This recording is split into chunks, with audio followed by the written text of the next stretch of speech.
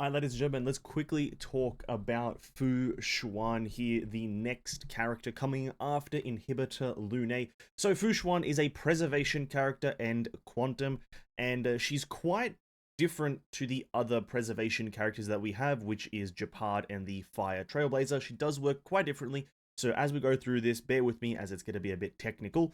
But before we get into the kit, I want to say again, this video, much like Inhibitor Lune and much like Link's, this is recorded well before the release of these characters, as I won't be here to record for their release. And so a lot of the information may change, mainly specifically the actual values themselves, but generally speaking, the gameplay should be 99% the same. And with that, let's get into this character. Going on to her kit, her basic attack, mostly irrelevant, just a single hit of quantum damage as per usual. But once we get into the skill, Astronomical Wonder is where it gets a bit more technical. So, creating this activates the Matrix of Prescience, and then Xuan's allies will apportion 70% of the damage they receive before this damage is mitigated by shields to Xuan for 3 turns. Now, for those who don't really know what apportion means, essentially it means to divert. 70% of the damage your allies take will be converted and changed over into Xuan. Simply put, diverting damage, something along those lines. Furthermore, all allies affected by the Matrix of Prescience gain the Knowledge effect, which increases their max respective HP by 6%, and 6% of Xuan's max HP, my apologies, and increases crit rate by 12%, which is overall a very good buff, by the way, just for pressing the elemental skill. Very good. But again, unlike Japard and the Trailblazer, where they provide just a shield to the character, and that's the way of mitigating damage, Xuan works by diverting like 70% of the damage baseline. I don't believe it goes up with higher levels, it does not. But she converts 70% of the damage, let's say your Yanqin takes, 70% of that damage he takes will be diverted into Xuan, which is, you know, you can definitely see pros and cons to this, but it's so far very interesting, and I like that it's different from the previous preservation characters that we have. Before going on to her ultimate, we want to go and have a look at the talent, which is After Woe Comes a Wheel. While Xuan has not been knocked down, Misfortune Avoidance is applied to the entire team. Whilst this effect is up, allies take 12% less damage baseline, which is very good. Just a flat 12% less damage taken. Very cool. Furthermore, HP Restore will be triggered for Xuan when her HP falls to 50% or less of her own max HP. This effect will restore her HP by 85% of the amount of HP she is currently missing. Very roundabout way of saying that. And this effect cannot be triggered if she receives a killing blow. So if she gets one shot, she will not heal. This effect can only be triggered 1 time per battle by default, and can possess up to 2 trigger counts maximum. Interesting, cool, and fun. Now that first part, just a flat 12% less damage. The second part is that she has a nice self-heal by a large percentage of her HP when she falls below 50%. The only part of this talent that I'm not 100 billion% sure what it does is this last part. This effect can be triggered 1 time per battle, and can possess up to 2 trigger counts maximum.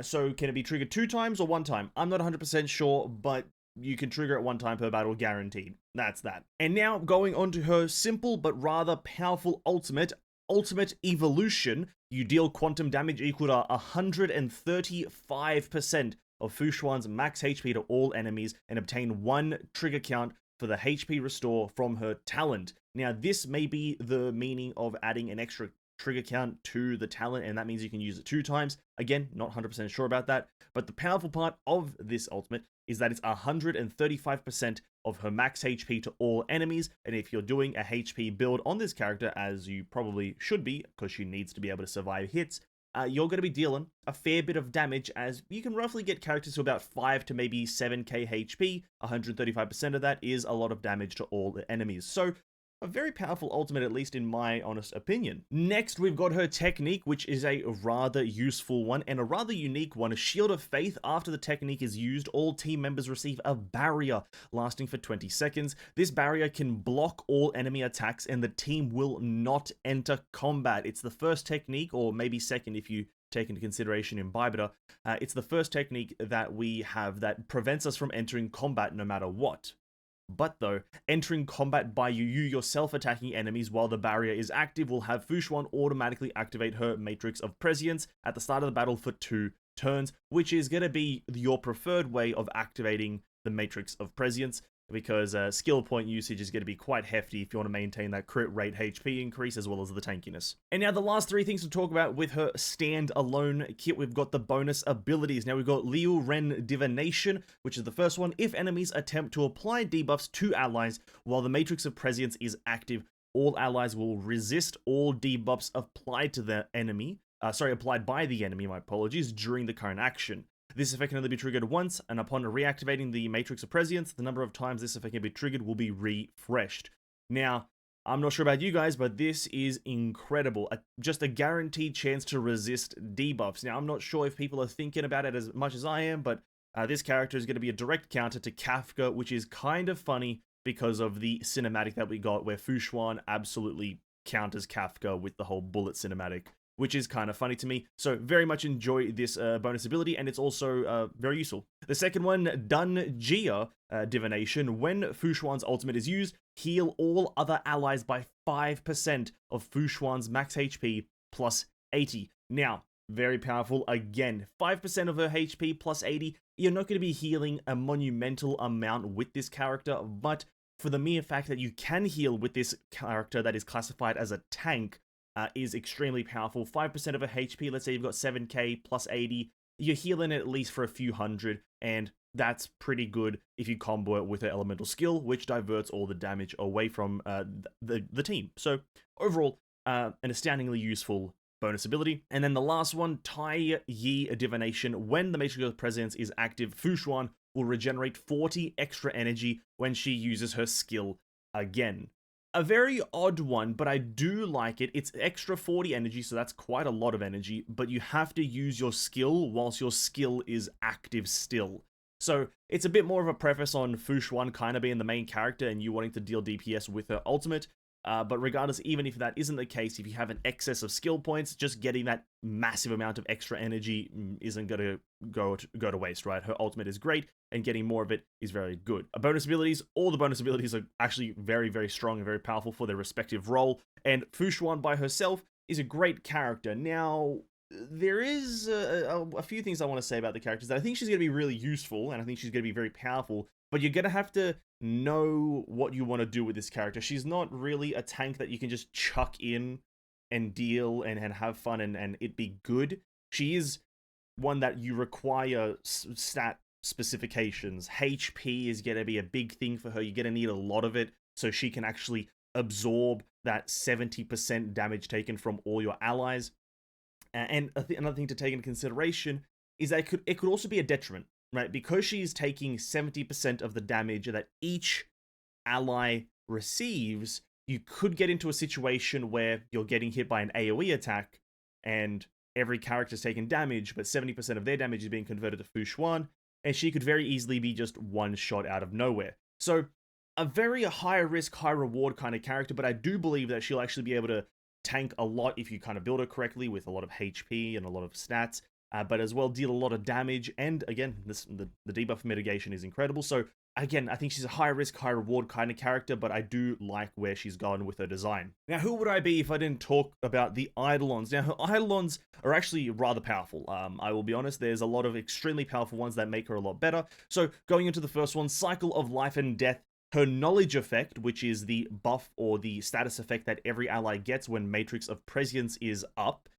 This effect just increases your crit damage by 30%, making her an even better tank support character, making her a buffer as well as a damage mitigator, which is, hey, could you ask for anything better, right?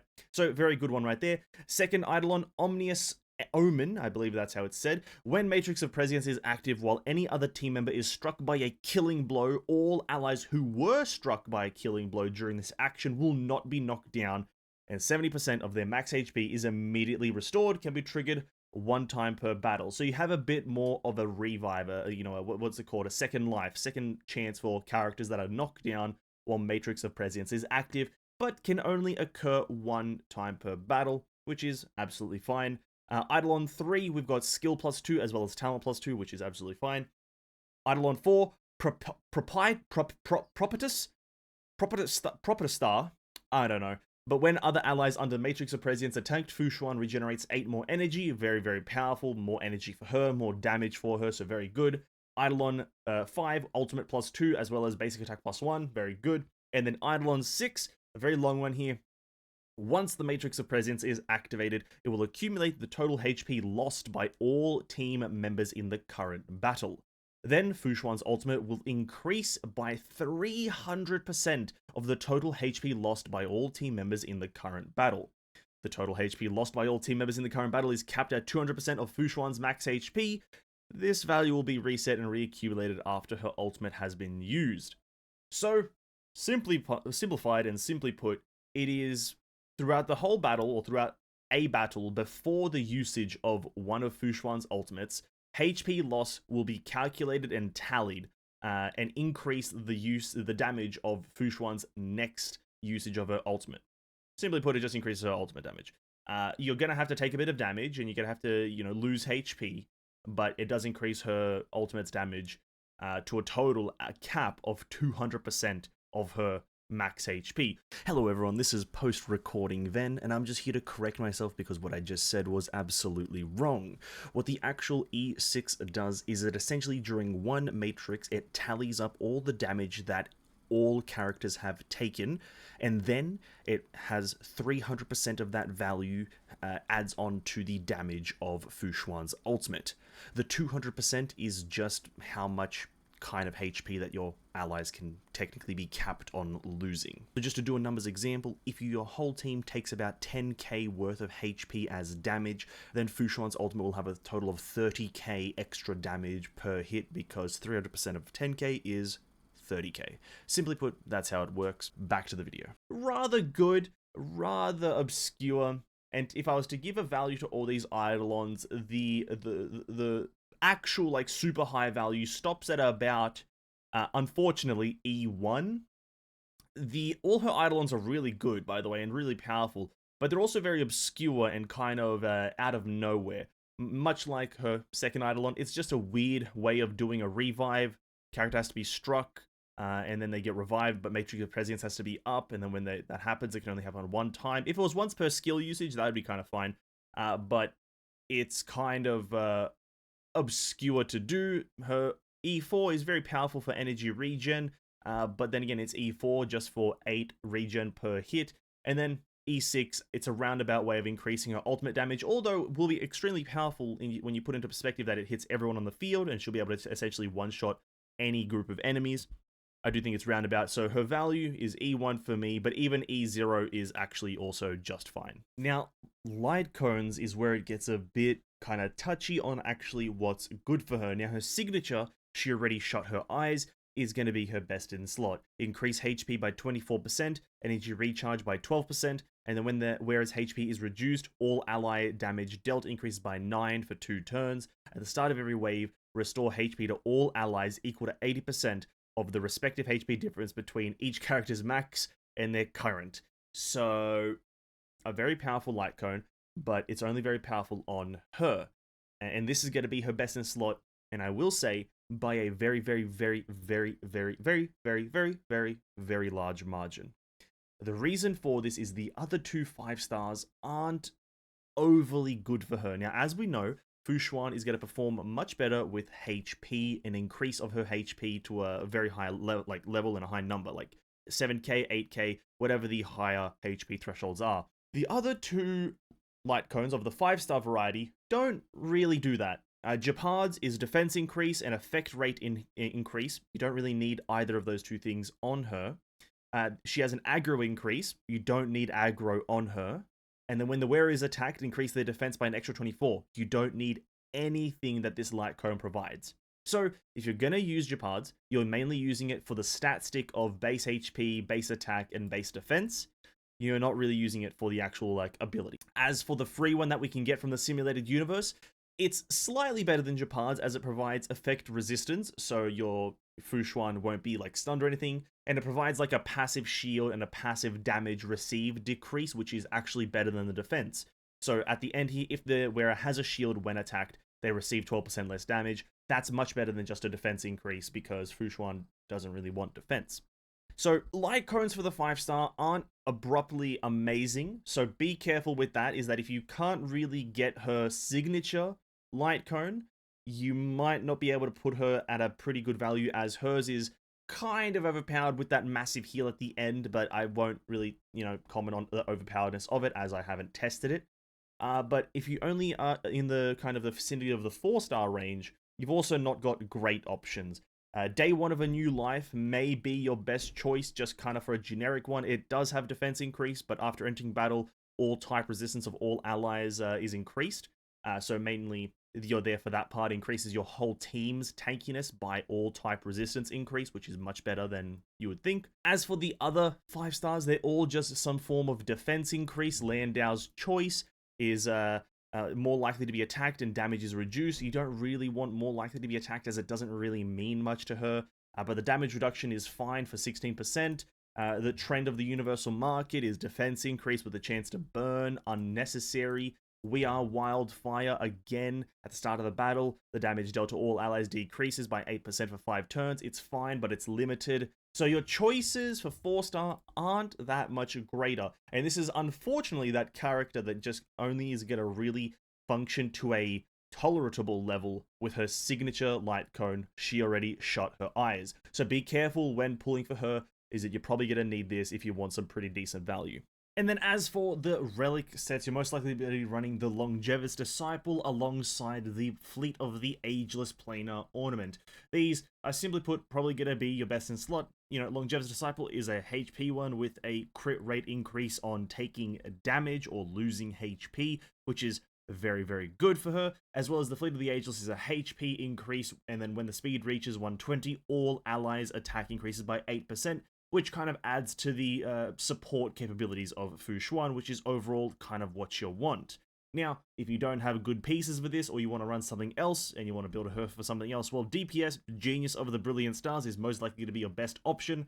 With one of the crit rate planar ornaments, there's no real best in slot. Maybe go for a Nert Soto, as it has ultimate damage, but then again, Fleet of the Ageless gives you that HP, and that's what it scales with, the ultimate damage. And then if you really have nothing else, you can go for the last kind of tanking one, which is Guard of Wuthering Snow. That one works probably just fine. Reduce total damage taken, and at the beginning of the turn, or whenever the HP is equal to or less than 50, restore some HP and energy. That one can work. I don't think it's going to be in any way like near her best, so use that as like a last resort. My wholehearted recommendation is Longevous Disciple, which was released in 1.2, as well as Fleet of the Ageless, which has been around for a while, and that's going to be kind of your best combination for this character. Now, final thoughts and kind of team composition. Xuan, her best team is going to be the Mono Quantum team, and as we know, there are 4 Quantum characters that you could run synergistically that does not involve Mrs. Xingshu. So that's going to be Sealy, Silverwolf, Xuan, and the 4-star Lynx. Now, that's probably going to be her best in slot team, as you'll be able to do anything because of Silverwolf. Silverwolf enables that, and the Xuan will benefit from it. Xuan is the tank in this team composition, but she's the tank, right? And so with that, that means that she's actually usable in any comp. You can use her wherever the hell you want, because she's not there to actually hit the enemies, and so she's not restricted by the element. She's just there to take the damage, and that's all she's going to be doing. You can put her in any kind of position where you want a tank, because of the way that she functions universally. There's no requirement of shield, because, there's no shield mechanics like the wolves in Genshin. There's nothing like that. So you can literally put her in anywhere. I'm not going to make some sort of weird ramble about this is the best, this is the second best, third best. Put her anywhere you want to fucking damage mitigate a tanker. That's simply how it is. You got a lot of freedom for that.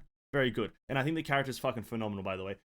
Much like the early stages of all these gacha games, the first few characters released are always mega powerhouses. Just look at the trend with the other Hoyoverse games. The first few released are always mega powerhouses. So she's very powerful, but much like how I said with the light cone area of the video, a bit light cone dependent. Her with her signature is going to be night and day compared to her without her signature, because it just functions so highly, and it's kind of like a unique effect with the constant healing at every turn. And so her with her signature light cone is going to be monumentally better than her without it. But I think baseline, her kit's still usable and still kind of, valuable, just not as valuable without that light cone. And that's going to be Fu Xuan. Get her if you want her. If you don't want her, don't get her. It's simple as that. Hope you guys enjoyed the video. If it was helpful, like, sub, and I'll catch you guys in the next one. Peace out.